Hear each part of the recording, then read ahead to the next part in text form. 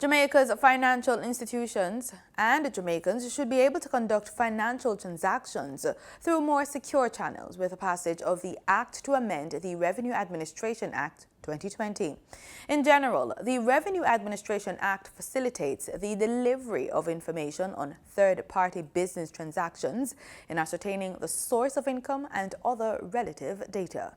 Senator Kamina Johnson-Smith led the debate. She explained the Act to Amend the Revenue Administration Act 2020 seeks to incorporate the Common Reporting Standards, CRS, into domestic law, as well as the text of the Convention of Mutual Administrative Assistance in Tax Matters. These amendments are intended to increase transparency, ensuring that Jamaica is a safe place to do business in keeping with the global standard. This is, of course, consistent with Vision 2030 for Jamaica and will certainly aid our efforts to achieve the United Nations Sustainable Development Goals. According to Senator Johnson-Smith, the legislation will accompany the Foreign Accounts Compliance Act, FACTA, which was introduced in 2015 to provide reciprocal automated exchange of banking information between Jamaica and the United States. The effectiveness of any model of automatic exchange of financial account information depends on its standardization in order to benefit the maximum number of jurisdictions, while recognizing simultaneously that certain issues remain to be decided by local implementation.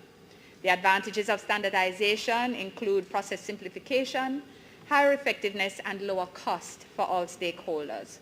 Senator Johnson-Smith explained that the amendments seek to maintain high standards of tax compliance locally and abroad, and furthered that aspects of FACTA are already being enforced. I'm advised that there have been 5 successful exchanges requested under it. It's been facilitated with the TAJ, and it has allowed, importantly, the TAJ to collect revenue from Jamaican taxpayers in the U.S. So it is working for the benefit of Jamaica as well as other countries, and therefore is absolutely something to be lauded.